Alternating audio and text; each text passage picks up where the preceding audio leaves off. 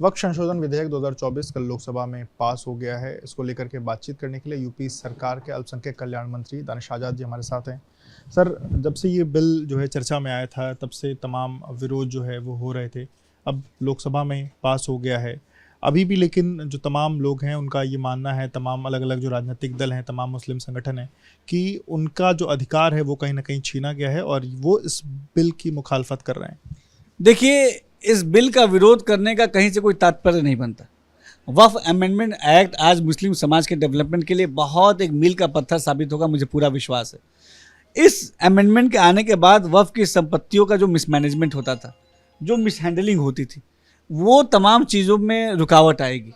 आज जिस तरीके से वक्फ की संपत्तियों का इस्तेमाल मुस्लिम समाज के डेवलपमेंट के लिए होना चाहिए, उस तरीके से नहीं हुआ है। जिस तरीके से मुस्लिम समाज के वेलफेयर के लिए वक्फ की संपत्तियों का इस्तेमाल होना चाहिए, वो चीज़ नहीं हुई। आज हमारा ये मानना है कि आम मुसलमानों के हितों की रक्षा करने के लिए मोदी सरकार को आगे आना चाहिए और मोदी सरकार उसी मुहिम में आगे बढ़ रही है। अब ये बताइए, ये किस बात का हंगामा विपक्ष कर रहा है?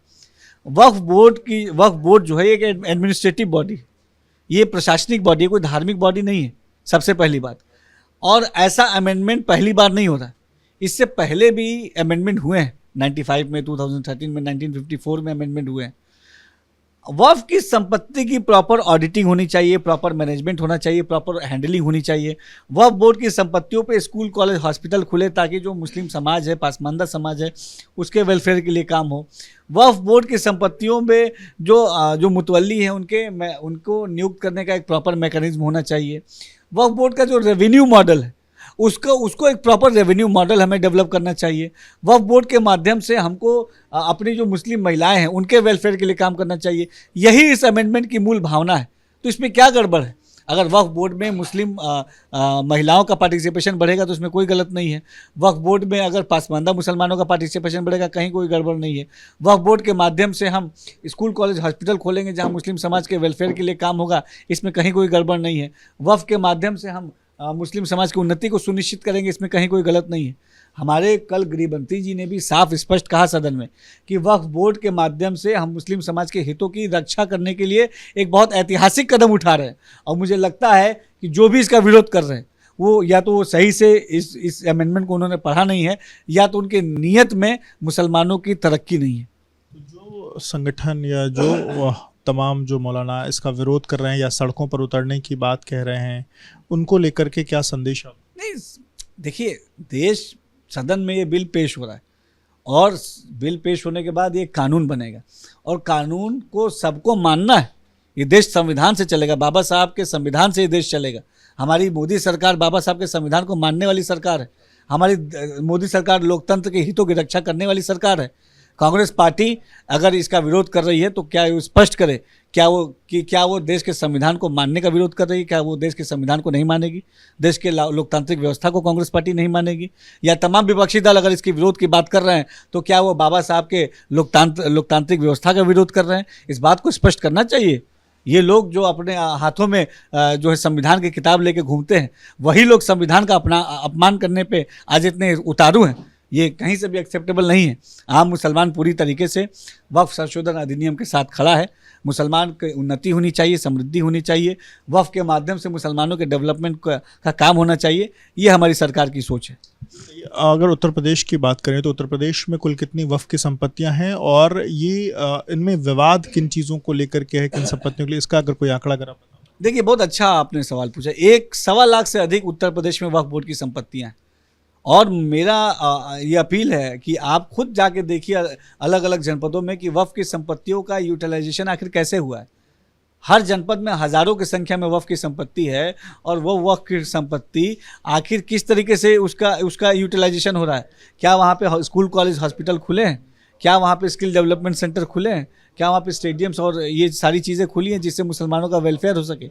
वहाँ से जो रेवेन्यू जनरेट हो रहा है उस रेवेन्यू को जनरेट जो हो रहा है उसको खर्च करने का तरीका क्या है, क्या उससे हम जो हमारी जो तलाक से पीड़ित महिलाएं हैं उसको हम स्कॉलरशिप दे पा रहे हैं, कुछ वजीफ़ा दे पा रहे हैं, क्या हमारे जो मुस्लिम नौजवान हैं, गरीब हैं, उनको हम अच्छी शिक्षा की व्यवस्था उन वफ़ की लैंड पे मुहैया करा पा रहे हैं?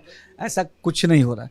और यही हम चाहते हैं कि ऐसी संपत्तियों का सदुपयोग हम मुसलमानों के डेवलपमेंट के लिए करें, लेकिन कुछ खास लोग मुसलमानों के डेवलपमेंट का विरोध कर रहे हैं।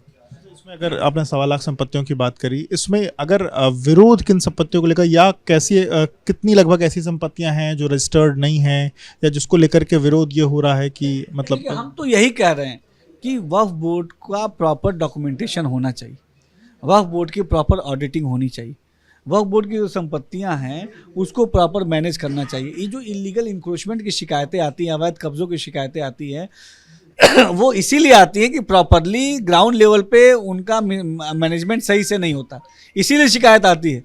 तो हम तो आम मुसलमानों की जो शिकायतें हैं उस शिकायतों को दूर करने के लिए काम कर रहे हैं, लेकिन कुछ खास दल ये नहीं चाहते कि मुसलमानों की जो समस्याएं हैं उसको हम जड़ से ख़त्म करें। लगभग 60,000 के करीब में कई ऐसी सरकारी संपत्तियां हैं जिस पर भी उत्तर प्रदेश में वक्फ बोर्डों का अपना दावा है। देखिए, तमाम जगहों पे कई ऐसे चीज़ें हैं, हम स्थानीय स्तर पे इन तमाम चीज़ों को देख रहे हैं। वक्फ बोर्ड का बेटरमेंट हो, वक्फ बोर्ड संरक्षित रहे, वक्फ बोर्ड सकुशल चले, ये हमारी मोदी सरकार का, हमारी सरकार का एजेंडा है और निश्चित तौर पे इस एजेंडे पे पूरी गंभीरता से हम काम कर रहे हैं।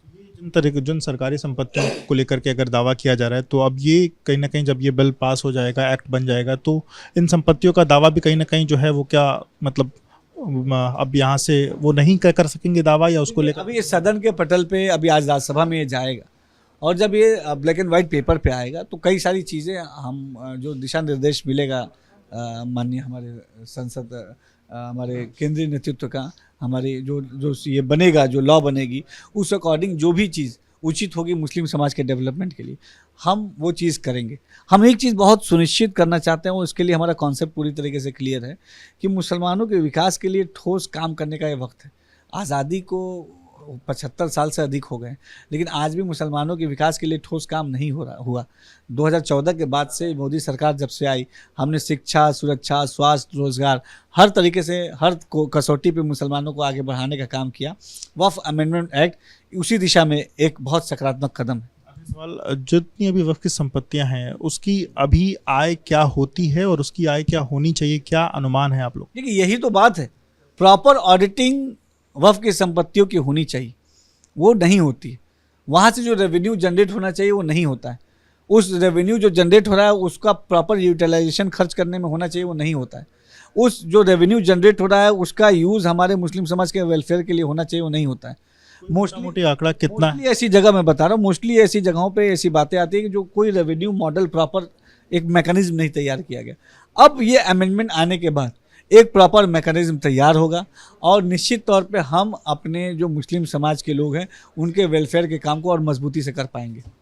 आंकड़े को लेकर के कोई ऐसे ये अमेंडमेंट आने के बाद सारी चीज़ें, सारा जो ढांचा है वो मजबूत होगा, और ढांचा मजबूत होगा तो निश्चित तौर पर मुसलमानों के वेलफेयर के लिए हम अच्छे से काम करेंगे। शुक्रिया बात करने के लिए। तो आप दानिश अंसारी जी को सुन रहे थे, जिन्होंने वक्फ अमेंडमेंट बिल को लेकर के जो तमाम इसको लेकर के अलग अलग सवाल हैं उस पर अपनी राय रखी।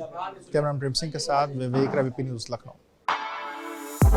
For exclusive and insightful videos, subscribe to our new channel ABP Live Premium.